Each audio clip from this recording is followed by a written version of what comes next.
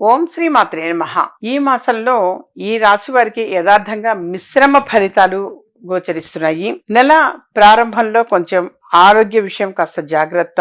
అలాగే ఎక్కువగా ఈ మాసంలో హెల్త్ మీదే ఎక్కువగా ఫోకస్ చేయటం అనేది చాలా చాలా మంచిది. వాళ్ళకి ఆ తర్వాత ద్వితీయంలో అంటే రెండవ 15 రోజులు మాత్రము కొంచెం పర్వాలేదు, స్థిరత్వం అనేది వస్తుంది, వృద్ధి డెవలప్మెంట్ అనేది కూడా ఉంటుంది. బిజినెస్ చేసేవాడికి కొత్త అవకాశం, ఆర్థికంగా స్థిరత్వం అనేటువంటిది కూడా పెరుగుతుంది.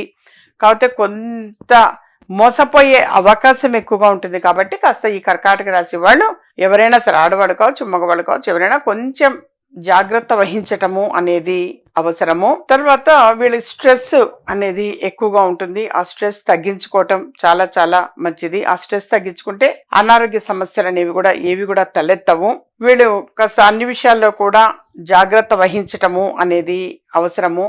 ఫైనాన్షియల్ విషయంలో చాలా చాలా అవసరము. అలాగే ఏవైనా సరే కొంతమంది, అందరికీ అన్నీ వర్తించవు, కొంతమంది ఏవైనా సరే ఒక వస్తువులు పోగొట్టుకోవటము, దొంగతనం జరగటము లేదా మోసపోవటము అలాంటివి కూడా జరిగే అవకాశాలు ఈ రాశి వాడికి ఎక్కువ ఉంటాయి. కాబట్టి కొంచెం అప్రమత్తంగా వ్యవహరించటం అనేటువంటిది చెప్పదగ్గ సూచన.